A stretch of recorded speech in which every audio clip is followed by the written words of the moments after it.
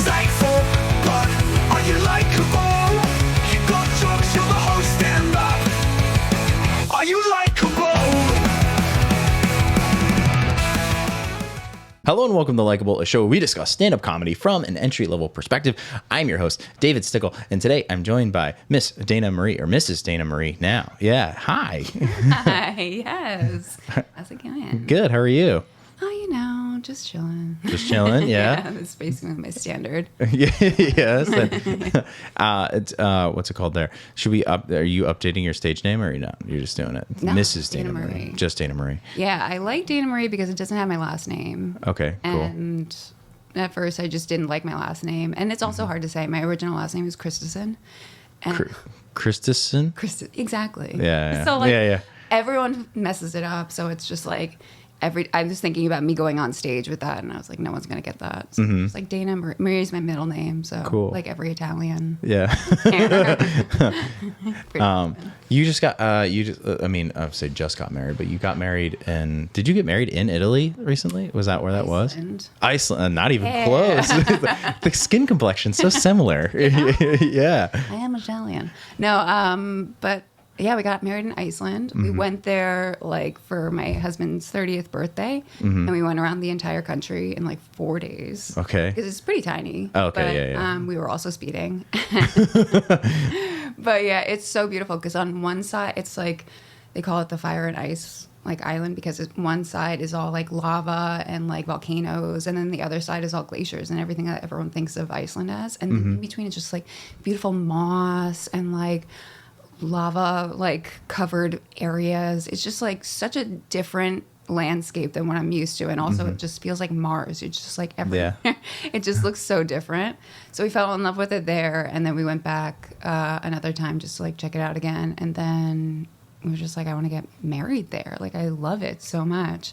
We had a small wedding. It was like 20 people, and it was awesome. We had a great time. Yeah. Was Nick Bailey your photographer?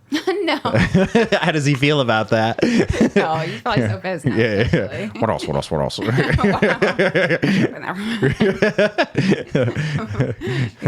I know. I wish I could take more people, but honestly, like no one that was even there wanted to spend the money to get there.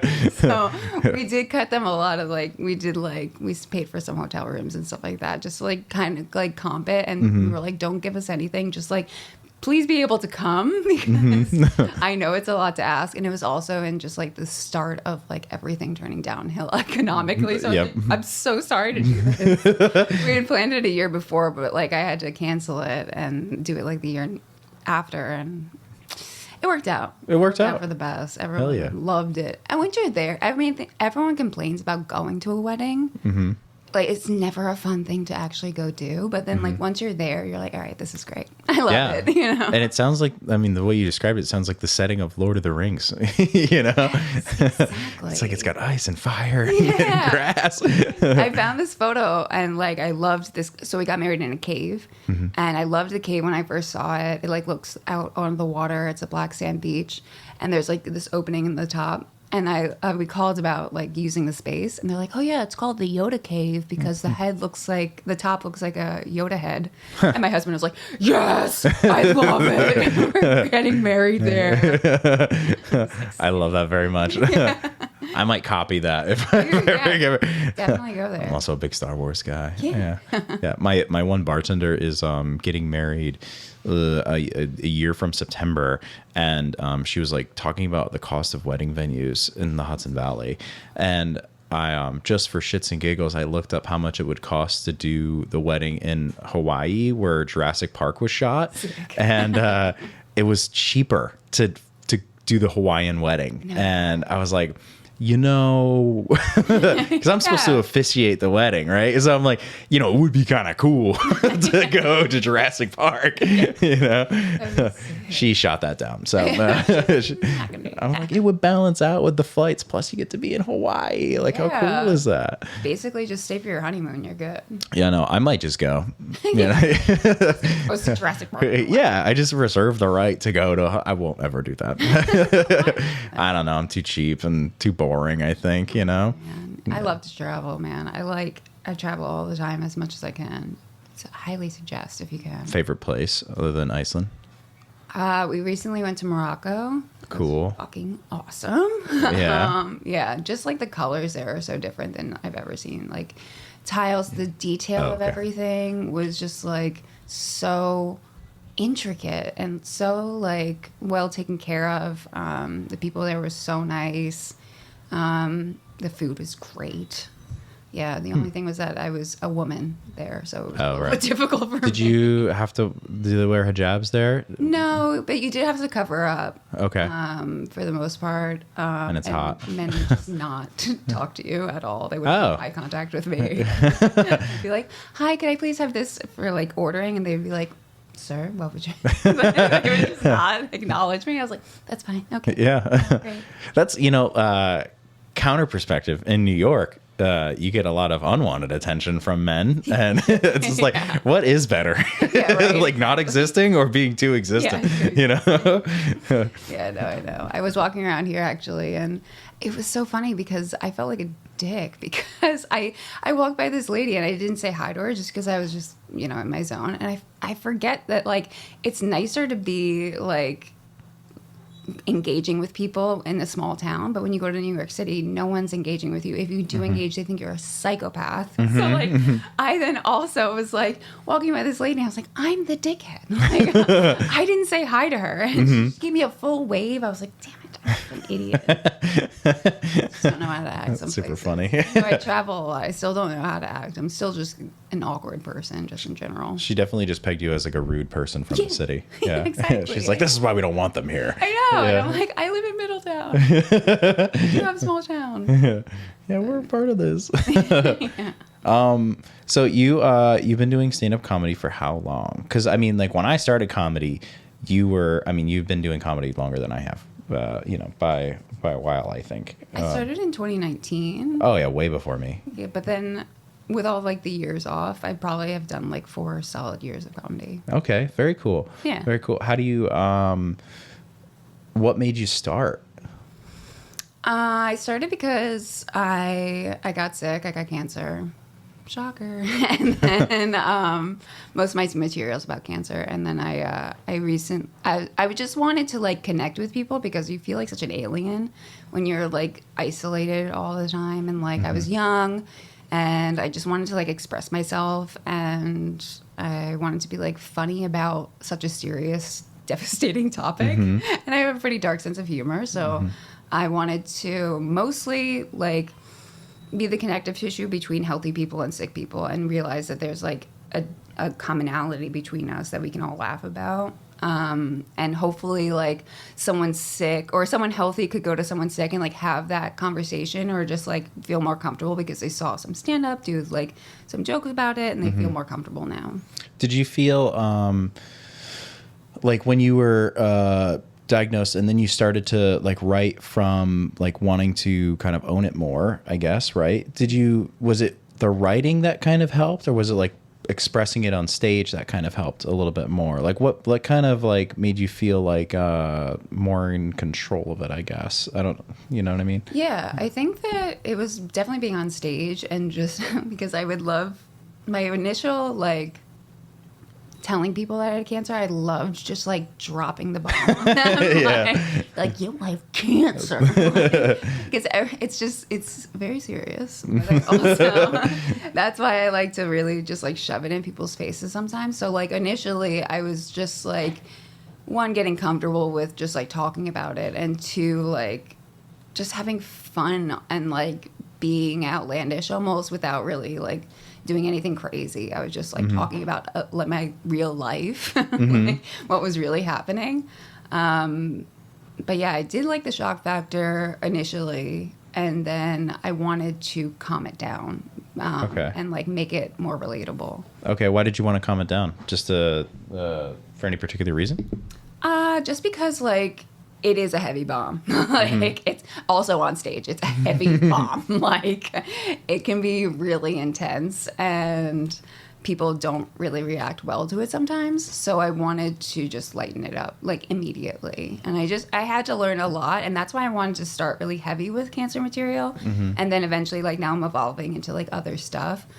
But I really wanted to, because I was like, in my head, I was like, if I can make people laugh about cancer, I can make them laugh about anything. Like, because it's just it's so brutal upfront. Yeah. So I wanted to just like break that wall, and then like from there on, hopefully you can chill. It's also something I think a lot of people connect to, you know, because I mean, it affects so many people, you know? Yeah. So it's something that they can immediately be like, you know, because their chances are there is somebody like at home that they, you know, Exactly. know is dealing with it, you know? Yeah. Yeah. That's an interesting thing. So you open with it, right? Is that Mostly. yeah, mostly. And then you're kind of like bringing it lighter afterwards. Is there like a transition joke that you came up with where you're like maybe it didn't work when you started to try and transition into going lighter, or was it like you found like, all right, you know what, I'm just gonna say this afterwards, and then that was like your natural thing?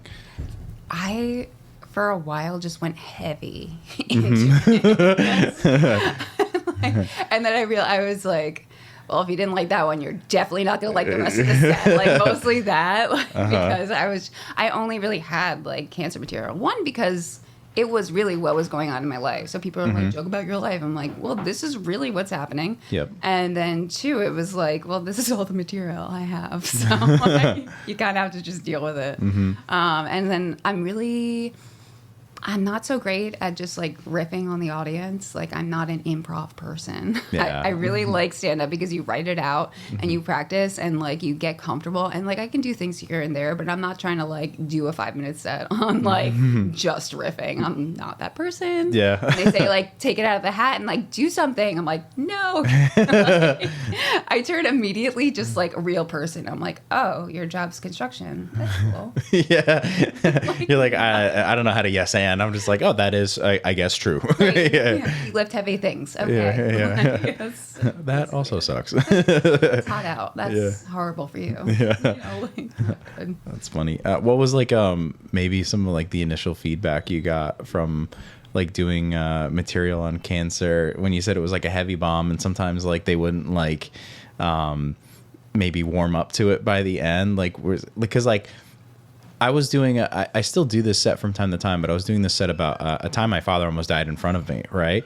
And then I go from that to talking about how his girlfriend once said I was never going to amount to anything, and I was like 8 years old. Oh, no. You know, so like my buddy heard this after a show, and he told me afterwards, he goes, yeah, a woman said that it felt like you just trauma dumped on them. I was like, well, it was in Boston. I was like, fuck Boston. I was like, fuck these guys. You know, I was like, they don't. Now I would like to go back to Boston, but but in the moment, I was like, yeah, fuck you guys. Like, you. Yeah. You. Yeah, I thought the Irish are supposed to be okay with shit. You know, Yeah, right. you know. Yeah. Have you ever gotten any weird feedback or anything? It's sometimes people are like, go harder on the cancer stuff, like really get into it. Are comics saying that, or Yeah.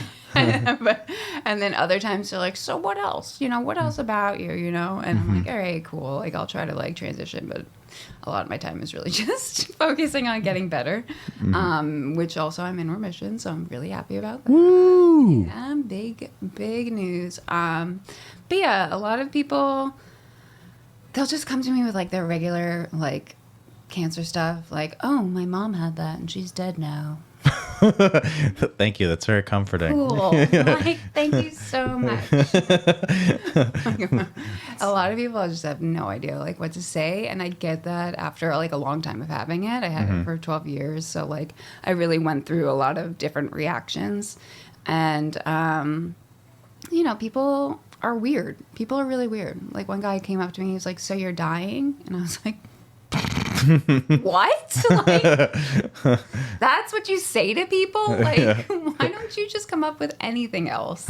Anything else. But also, so is he. Yeah, exactly. We're all Like, slowly dying. Yeah. Aren't we all dying? Yeah. We're not living more, you know? Just slowly decaying. Yeah. That's so funny. What like they're just like, oh, so how you have not been, you've had it and then gotten it back and then gone into remission again, right? Is that happened? Am I correct in that timeline? No, I've never been in remission. I just Okay. had like immunotherapy, which is sort Okay. of like it gives you your immune system like more power to fight the cancer.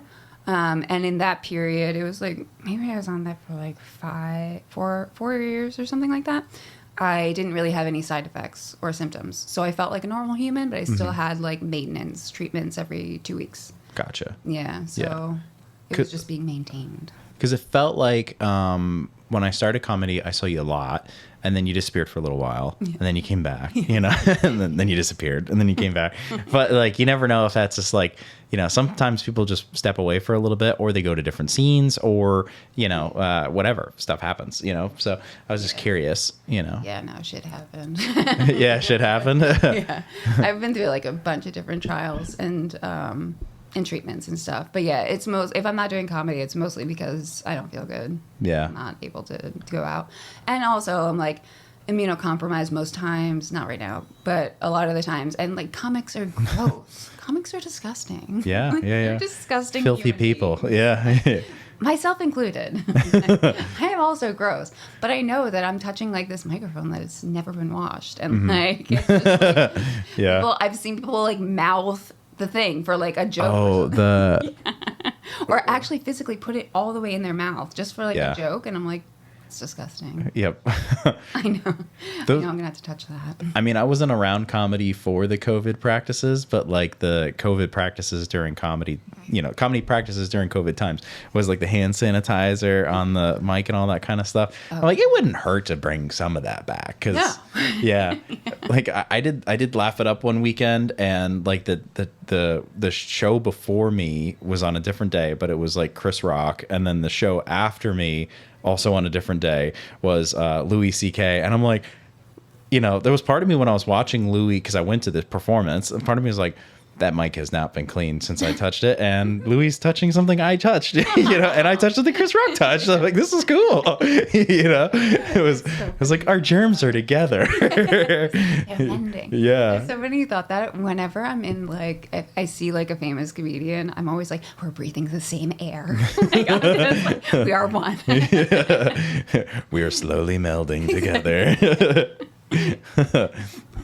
Did you have when you started to write comedy, was there like an inspiration that you had, like a comedian that you really liked? Like you were a stand-up fan before you started to write for stand-up, I imagine. Oh yeah. When I was little, I had CD players, Okay. and I burned CDs of like Norm Macdonald and Jerry Seinfeld, and I just listened to them on repeat. So like I could recite. I don't know which part they were because they were all on burn CDs, so there's just like little bits here and there. But it was that was always something I listened to. I could probably recite some of them. And then what actually got me into stand-up, and I was like, what like kickstarted me was the Ali Wong special, Okay. Baby Cobra. Okay. Fantastic. And I don't know why, because like I've seen female comics before, but just about something about like her writing was so like, yes, like I want to fucking do that.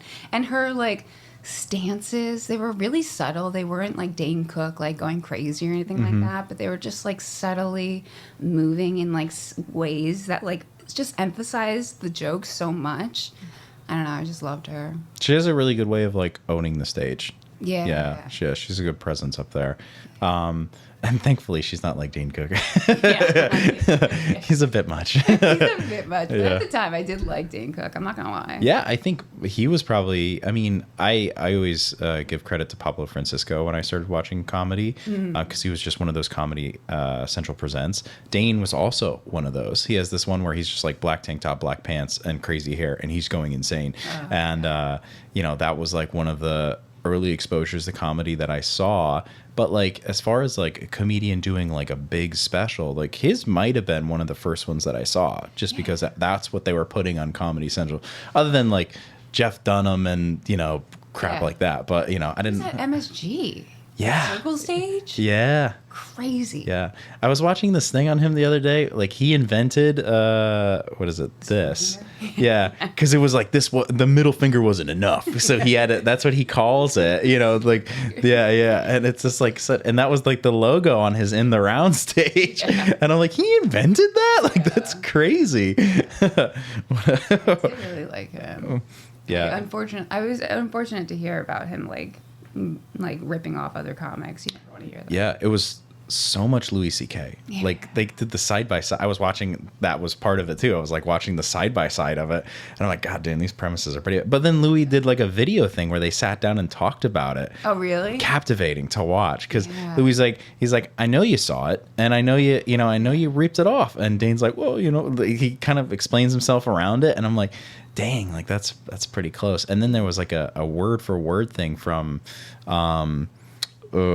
maybe Nick Swardson. It was like word for word the same bit, and it's like, oh man, like that's brutal. You can't do that. Yeah. But he became a pretty good storyteller, like Dane did. I don't know if you saw his recent special that he put out on YouTube. No. He shot the whole thing in his backyard, and there's like a drone filming him. And he's got a full crowd in his backyard, and he talks about a stalker that he had, and it's like a 15-minute story, and it's an hour-long special, but there's a 15-minute story. It's an amazing, hooks you, Nice. And I'm like, if he stole that, then that's crazy. I'm pretty sure he learned his lesson. Yeah, I would hope so by now. Have you ever had an issue like that where somebody has stolen a cancer joke from you? No. But I'm realizing pretty wild. Yeah, no, that would be wild. But I'm realizing more and more that I do see like people with cancer doing comedy and stand up, and the premises are pretty similar. Just because like if you're in the community, we have similar experiences of like adolescent and young adult cancers. Like there's a lot of like hot button issues that you can go off on. So yeah, there are like similar premises, but it's like anything. Like you can joke about one thing a million different ways. So I don't get offended. Yeah. What? How old were you when you were diagnosed? I was 22. 22, so very young. Yeah. Very young. Yeah, I like just graduated college, and then I was like, hospital. Where are you working now? Well, Yeah, exactly. working on myself. Oh, literally. Yeah. Working on trying to not kill myself. My body's doing it. It's doing a pretty smash up job. Right. Yeah, but it was hard, definitely. But I got to, I don't know, I don't want to say like it was a great experience. I learned a lot about myself, but because it sucks. And I hate that people think that you can just like learn the key to life after you've gone through like a near-death experience. Like you have like this new insight and you're so positive. And I'm like, fuck that. Like I was depressed as shit. I was angry at everyone and I was just bald. So like that wasn't great. Like, there were good parts. Just like life, there was like good parts and bad parts, but I wouldn't say I would like to have cancer ever again. No. Wouldn't change a thing, actually. Loved the experience. Yeah. Taught me so much. Yeah, I got really good at hats. Really good at hats. Yep, I know how to tie a cool bandana. Yeah, exactly. And once a year we celebrate me, but I also have to share that with National Hispanic Month. Yeah, exactly. Yeah. It's crazy that they double up on months now. There's so many things. Yeah, Why it not? kind of sucks. I think someone just get a day. Like just go back to the days. Just one day. That's it. One day a year we acknowledge cancer. We don't need a whole month. We don't need a month. The uniforms look sick in the NFL though, so I hope it stays. What's that? They all wear pink, and sometimes it's like a rainbow of colors. And I think a lot of people get confused whether it's pride or not, but it does make the uniforms look sick. So I'm up for it. yeah, I hope we get 4 weeks of that in the NFL, so we're gonna stick around. That's awesome. Yeah. How's comedy going now? Like, how do you like it? How's it feeling for you? Pretty good. I'm like dipping into the pool, but I feel like my writing, I'm more so I've been writing a lot and I'm more so focusing on that. And then like dipping my toes into like miking and just like getting back into shows. So like just very slowly, because I feel like a lot of the times I'm just like, okay, let's go. And then I've been out for so long, I just want to rah! And then I just get like worn down really easily. So I'm really just trying to like creep back in and see how that goes. But I like it. I mean, I love comedy and I want to keep doing it. So yeah, I think that it's pretty much the same. I think that less people are like, I think it has less attraction than it did right when the pandemic was over. Okay. Which I like. Like, You I like that wanted there's less interest. I yeah. wanted to for a little bit. Like, Yeah. get all the people that are just like in it for like the clips, like just get out. Don't do it. Like, and then I just want like real comics to stick around and just like.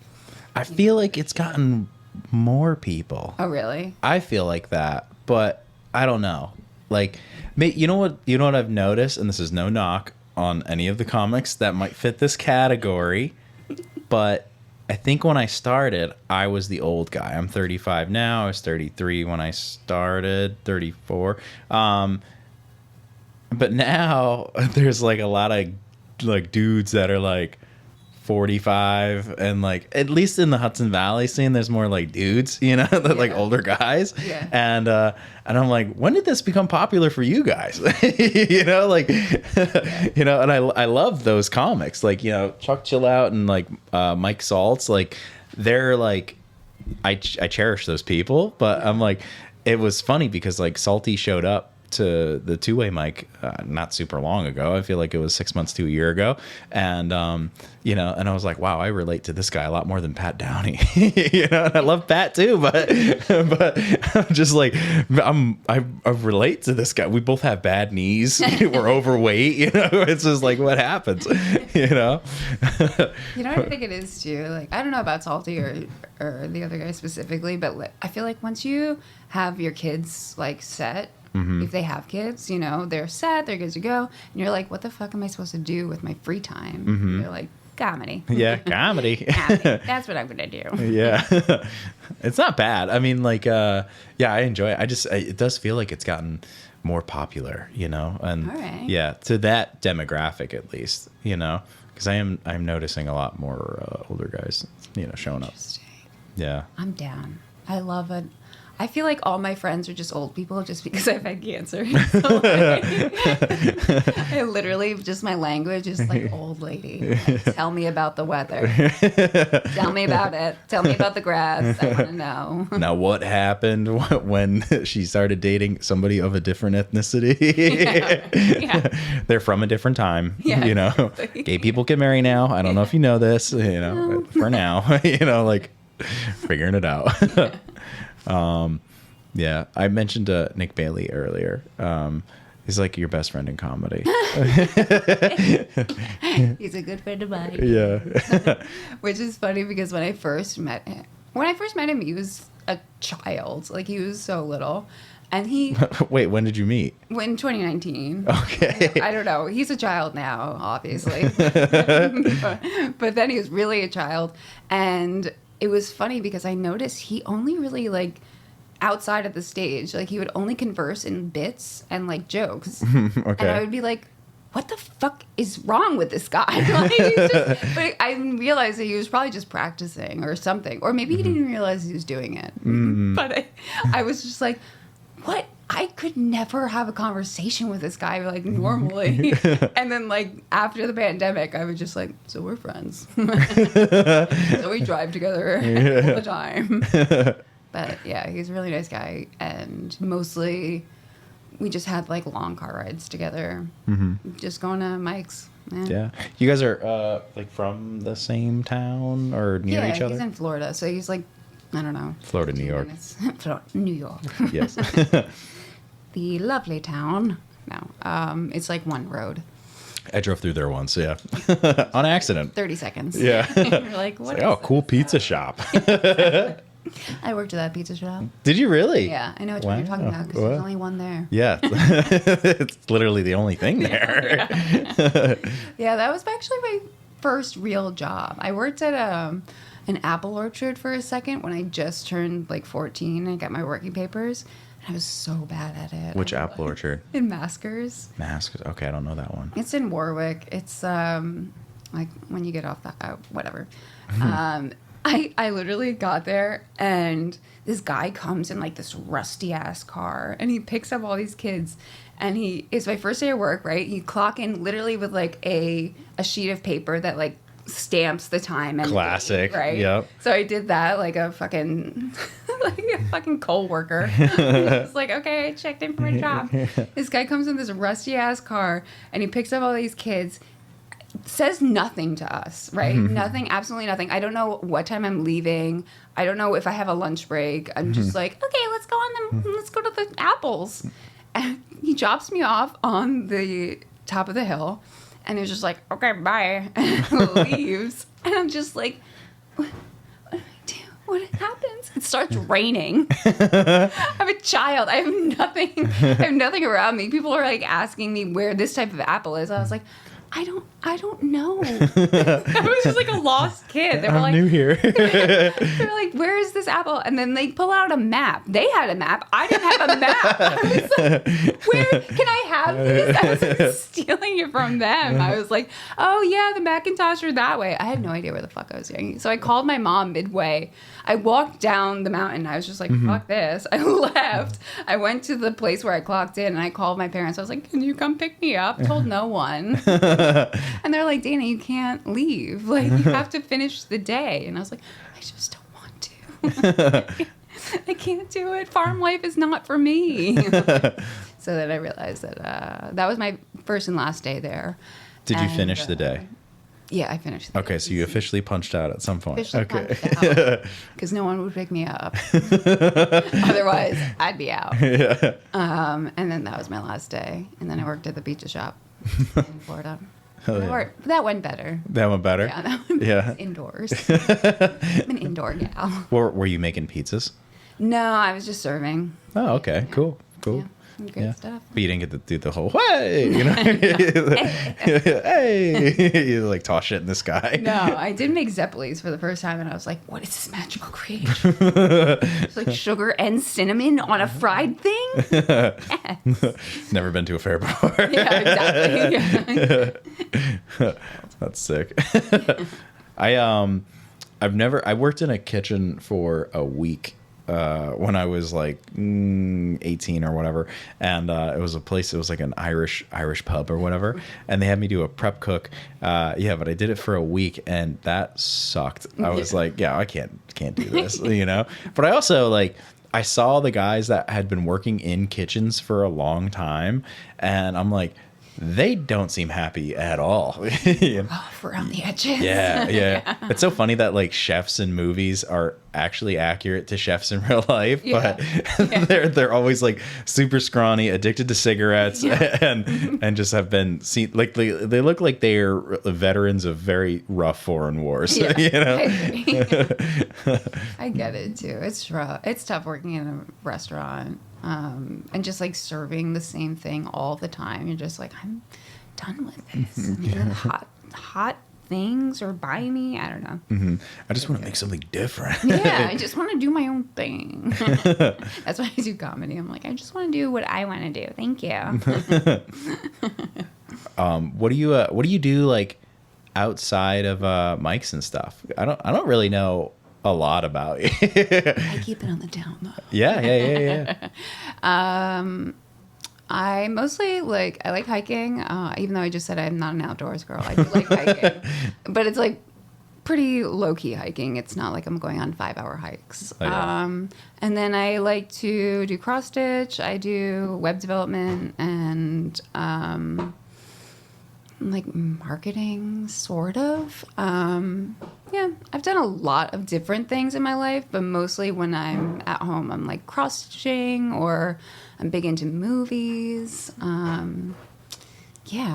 you name it, I like to do it probably. You're in Middletown, so do you go to Minnewaska? Like what's out there? Yeah, there's a reservoir there, oddly enough, that's beautiful. It's just the Middletown Reservoir. that we usually go to. We go to like Pine Bush a lot. We've gone to like Beacon. We usually travel a good amount to go to hikes. And then there's the Heritage Trail that's right by us, which is just like a straight like paved road. Oh. But it's in nature. Is it like redone train tracks? Yeah. Oh, we have a lot of those up here. Yeah. Yes. Yeah, those are nice. Yeah. A little rail trail. Hell yeah, dude. Yeah. Hell yeah. Yeah, and I take the dogs there. I have 2 dogs and 3 cats, so that takes up a lot of my time. And yeah, just living life. Are you like an expert at karate now? No, no. My husband does own a couple of taekwondo schools, but I have stayed out because it's a family business, and I do my own thing. I do yoga. He does karate. It works out. Yeah. Yeah. It's a family business of karate? Yeah. He Really? started when he was 3. His dad opened a business 30 years ago. And they've been going strong ever since. Hell yeah. Yeah, they have like 4 different locations around the Hudson Valley and one in Vernon, New Jersey. And they do like a whole aftercare program where like the kids come after school and like do like their homework and then do a taekwondo class. And then they get picked up by their parents whenever. We were doing like a before school time too for parents that were commuting. So we would have the bus pick them up from the taekwondo school before school started. And then they also have a summer camp, and it's great. I mean, I didn't really understand that it was more than just like, yeah. It has like a whole like personal development like aspect to it with like self-respect and like treating people with kindness, all this stuff. That is really sweet for you to see like little kids grow up, and you're just like, you're adorable. They get like little discipline, you know? Yeah. Yeah. You're so cute. Was the aftercare thing where we did the don't tell? Yeah. Oh. Yeah. Cool room. Yeah. Yeah, pretty cool. I wish we all wish that we could do it in the dojo itself, but the mats are crazy expensive, and you don't want to like put holes in it with like chairs. But yeah, the aftercare room worked, and we used to throw hardcore and like punk shows in the basement for a while. No way. Yeah. And we still actually, we're trying to like pick it back up again. But it was always funny because it's just like such a random spot. It's like a kid's Totally random. Yeah. area, and you're just like people moshing. Yeah. Yeah, it was fun stuff. Yeah, that was like I think fun for the comics to kind of like riff on a little bit because there's like finger paints behind them. Yeah, that was cool. That was the first time I saw Rollin. Like he was the keyboard guy. He was amazing. it was great. Yeah, and you did great that night too. Thanks. Yeah, that was a lot of fun. Yeah, that was a fun time. Yeah, I love Middletown because it's like one of the few places that Pizza Hut still exists. Yeah. They're just like, so I like legitimately will, and a lot of my friends know this. Like my friend Brittany knows this. Like I'll like sit there and I'll be like, well, I mean, I could go to the Tapped Mic because I mean, I could like justify it in my head because there's a Pizza Hut nearby. And I'm like, or Red Lobster, which is Hell yeah. awesome. I'm deprived of these chains. And Dude, what's your Pizza Hut order? my Pizza Hut. Oh, okay, so I keep it very simple. This is my handed down to me from my father. Like some people's families do karate studios. Yeah. My dad does pepperoni pan pizza. Okay, large Mountain Dew and the cheesy breadsticks Hell yeah. for sure. Oh, yeah. What about you? Great. Do you have a Pizza Hut go to? I do the plain. I'm really lame. I just do a that's so plain, plain. but then sometimes a stuffed crust. Ooh, Yeah. when stuffed crust was introduced, that was a life-changing moment for me. I was like, they put the cheese in the crust. They put the lime in the coconut. Genius. Yeah, How it did was, I not think of this? and it comes with like the marinara sauce, and like I don't know how Pizza Hut did not do better, and then Domino's. I mean, I don't. Yeah, honestly, I love a shitty Domino's order. Just on like some random days, I'm like, you know what? No, I don't want a beautiful Brother Bruno's pizza. I want shitty Domino's. You know? There's something to it though. It is. I think it's the sodium. It's just like it looks like a piece of cardboard. It's just straight. Like it's just perfect. Perfectly shitty. Yeah. You know exactly what you're going to get. Yeah. Yeah. There's no flop to it because it can't. Yeah, exactly. It's still frozen. I'll talk to people about Middletown, like nurses, mostly nurses from like the city, and they'll be like, "There's this like mac and cheese place there. I've been there a couple times," and I'm like, "Mix and Mac." And I'm like, yeah, it's so weird the like touch points of Middletown that people know. Like for a while, I only knew the franchises too, and then I found out there's a whole like downtown Middletown that has awesome like mom and pop-esque type shops that are really good. So yeah. Is the downtown by Tapped? Is that the downtown? Yes. Okay, so the only small business that I acknowledged while I was down there that caught my eye was Holy Dog. Yeah. Yeah, and I'm just like, I gotta check that place out. Yeah. Did you? No, not yet. I left Tapped one night, and this is the last time I was at Tapped, and I noticed it. And because like usually, like I always will tell myself, I'm like, hey, I'm gonna hit up Pizza Hut or Red Lobster or Buffalo Wild Wings when I leave. But then I'm like at Taft and I'm like, well, they got wings here, so Yeah, exactly. yeah, and I just do that, you know. Support the business. Yeah, I go support the venue. You know, I'm just doing my duty. Right. You know, sorry about it. This is like 6 dozen wings before I touch the microphone that everybody else is gonna touch. Like, what a dick. I'm so sorry. Yeah. No, I like Middletown. What So I have a connection to it for fast food, but also when I used to manage a gym, they opened up a Crunch down there. Oh yeah. Yeah, and then I think that is that the one Nick Bailey goes to. Yeah. This is a very Nick Bailey heavy episode. But like I had the opportunity to be the general manager there, and I was like, yeah, just give me the weekend, I'll think about it, because I would have had to move to Middletown to do that. Yeah. And I went down there and I worked out down there, and it was like the weirdest gym I've ever been to. It was very like. Yeah, right? Yeah. So I'm assuming you've been there, right? No, okay. Well, no, actually I have, but it was a while ago. It was a long time ago. I did do like the free trial or whatever. Mm-hmm. It was interesting. Super interesting. Yeah. It was after the guy that I used to work for sold it, and it was under new ownership, but they still kept on some of the leadership, and then that person interviewed me then wanted to hire me. But I was down there and I'm like, it's so weird because I worked out there for like 2 hours and nobody acknowledged each other. You know, like usually you're in a gym and you see like at least one bro do like a to another bro. Right. You know what I mean? And it felt like I was in a prison. Like every guy was like checking over their shoulder, you know. It was just like very much I'm like, what happened here? Yeah. You know, is it like this is the Middletown vibe. This is what I brought to that lady that waited behind me. This is the Middletown vibe. Yeah. Generally just suspicious of other folk. It was so strange. I could just imagine you'd be like, hey man, like lived in the what's wrong with you? Yeah, I was just watching. I was like, why don't anybody like each other? You know, so strange. Silent. Yeah, there's a lot of stuff broken too. Like it was, a lot of equipment. That's a Middletown charm. Yeah. One of the top 5 shittiest small cities in America. Really? It was right. Very proud. Yeah, so proud. Yeah, there's so many people there though. Yeah, there's a good amount. It's like a big big working city. Yeah. Yeah. That's why mostly the people that come for Taekwondo, they're like firefighters, police officers, like construction workers. Like they're usually the people that have their kids there, just because they're working like crazy hours. But yeah, it's a great place. I love it. It's hard because I want to move because we live above the Taekwondo school, so like I would love to not have to hear kids doing Taekwondo all the time.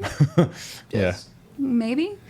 Not that I don't love it, but I want to eventually like move in the near future, and I'm like, but also I love Middletown. I'm like, do I just stay in Middletown? Such a special kind of shitty. Yeah. Where would you go if you had the choice? I'm thinking more towards Newburgh, which is also a special kind of city. Yeah, I was like, okay. But like basically in between Newburgh and Middletown, there's some nice like open areas. There's a nice state park that's by there, sort of by like Stewart Airport. Is that James Baird? No. I forget what it's called, honestly. I just know that it's a state park. Okay. Again, not really that outdoorsy, but sort of. I front as a outdoorsy person. But originally I wanted to move near Stewart Airport so I could do flights to Iceland. Okay. But then they stopped doing flights to Iceland like the week of our wedding. That's super convenient, actually. Yeah, it worked for some people, and then other people had to reschedule their flight because they canceled the return flight. So it So horrible. not like Spirit where they were just like, today's the day, no customer service, deal with it. But they did give like a little bit of a leeway, but still it kind of sucked for some people. That's horrible. It's Yeah. like, hey, we can get you there, but Good luck. you might have to take a boat, I guess. Or Stewart. You kind of have you ever been to Stewart? Stewart Airport, once.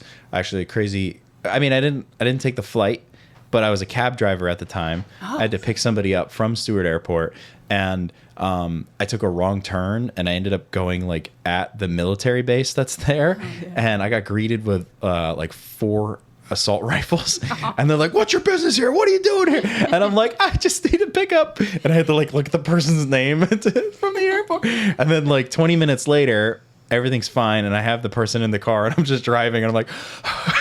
And the guy's like, "Hey, can you drive a little faster? I want to get home." I'm like, it's like 3 a.m. I'm like, I hate my fucking life. So it was dark when you saw these men with I was driving and I'm like, I don't think this is the right place. And then I noticed a giant Jurassic Park size gate, and then all of these commandos came. They're not like in casual clothes; they're just commandos. Yeah. They're lights and guns and everything just in your face, and they're screaming. And I'm like, God damn it! What the hell is going on here? As if they don't have people like accidentally drive there all the time. I know. I think they were just bored. You know, I was driving a taxi cab. Like, what do you think I'm doing here? Oh, that's so fun. And that was probably before Ubers too. So It was before Uber took place up here. Yeah. It was like 2013-ish. very clearly Yeah. a taxi. Yeah, super clearly. It was a dramatic ride home. I dropped that guy. Calming your panic attack. Yeah. Like, I didn't even know what anxiety was back then, you know, because I'm dumb. I'm just like, the guy in the back's like a lawyer. He's pissed off that I'm not chatty. Worse, I hate a chatty cab driver. I also got a ticket for an Easy Pass that night too. My boss is like, "Hey man, you gotta cover that." I was like, "I don't know what to do." Terrible time. It was bad. Oh, well, Yeah. Stewart Airport is actually great. They really only take flights to Florida, so if you ever want to go to Florida. Okay, Florida, New York. You just get in the plane and they drive. You have to jump out of it actually to land at the pizza shop. Yeah, exactly. Yeah, they have a landing pad with some guy. It's a here. Just land in dough. Which honestly wouldn't be the worst. I would be fine with that. Yeah. I'd be like, oh, dough. I don't know. That was a terrible rhyme. Listen, we have to wrap it up. That flew by. That really flew by. Do you have anything you'd like to plug or anything like that? You said you used to do a podcast. Do you want people to check it out? Sure, you could. It's called Still Positive. It's on, I think it's just on Spotify at this point, but also possibly Apple Podcasts. You tell me. And it's basically a podcast for me talking to people with chronic illnesses or disabilities, just chit-chatting about like their creative endeavors and what they do on a day-to-day. That's sick. I have a show at 2A on July 25th. If this comes out before that, Probably okay. not. I can make things happen. You don't have to. No, I can. It's fine. And then I'm open for booking. So let me know. Hell yeah, dude. Yeah. Who's who else is on the lineup at 2A? I know Meaty. I don't know. Pirani is, and Leah. Leah. Leah Worrell. Yes. Hell yeah. Stephanie something. I'm okay with first names, not last names. But it is an all-female lineup. Hell yeah. ladies' night. Good job. That's a Salty show, I'm assuming. Yeah. Good job for Salty putting together an all-ladies lineup. Hell yeah. Hell yeah, dude. Fuck yeah. All right, cool. Likeable is a comedy-based... Likeable is filmed and recorded at the Radio Free Rhinecliff. Thank you to Jen Hammoud and Matthew Rosenberg, our producers. And thank you to Epicurean, which hosts us for each and every episode. Come in, stop and shop, and maybe you'll catch us on the air. Likeable is a comedy-based podcast for experts in absolutely nothing. So do not take us seriously. And consider this your daily dose of wisdom or questionable wisdom. So thank you very much. And Dayna Marie, thank you for coming out. Thank you for having me. Yeah. Carl. Whenever you come back around, this is the end of the road, the interrupted bull. Hey, that is a little feature I did for What Makes Sense, the band. That's what makes sense. What doesn't make sense is that they don't make music anymore because they had a falling out, and I'm sad about it still. Anyways, I'll recover. We're past 7:10 and 7:11, but 7:17, I'm going to be in Brooklyn, New York, at Cafe Mia. This is a Big Chuckles production with Renee. He's the best. It was his birthday recently, so happy birthday, mijo. 7:18. I'm going from Brooklyn to Long Island on 7:18. This is a James King show. I'm very excited. That's going to be in Bayshore, Long Island for Jokes on Tap. I hear these are very good shows. I'm very excited to check it out and see what's happening. On 7/19, we're going back to Brooklyn. So we got Brooklyn, Long Island, Brooklyn. We got Comedy Social on Sunday. That's going to be a nice afternoon show. World Cup in the evening. Going to be taking the train to avoid some traffic. I'm excited. Love a good Comedy Social. Love the snacks. Love the green room treatment. I am going to move in my head like I'm a little snake. So that's for the video watchers here. And then on 7/24, we got a Denizen Theater, and also there's a Don't Tell on 7/24. Either one supports me. If you want to go to one of those two, that's fantastic. I love to be a part of it.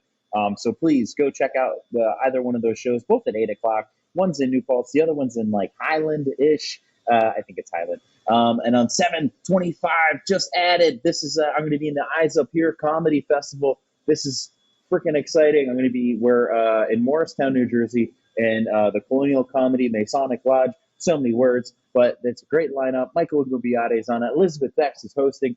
Michael's headlining. I'm somewhere in there, probably going early if I'm going to bet. If that's the lineup, I'm probably going early. Because that's how they feel about your boy. 7/26, I'm coming home. Not really. I'm coming home for a minute, and then I'm going to Liberty, New York, for a Sunday Fun Day. That's put on by Mr. Keith Prince, a great listener, a former guest of this show. Hopefully we'll get him back. He's a cutie pie. I think there's burgers there. That's an assumption I'm making, actually, that nobody's told me that there will be burgers. I just eyeballed the menu. I'm just like, burgers. That's wishful thinking. And then we got a lot of stuff coming up in August, but we'll get there when we get there. I hope you enjoyed this episode with Dayna Marie. And please, if you're still listening, subscribe to our newsletter. Very exciting stuff coming up. I'm going to try and get more information out to everybody. But the newsletter, please. I think I'll probably start putting a link in the bio. I don't really know. I'm not professional like that. All right, Carl.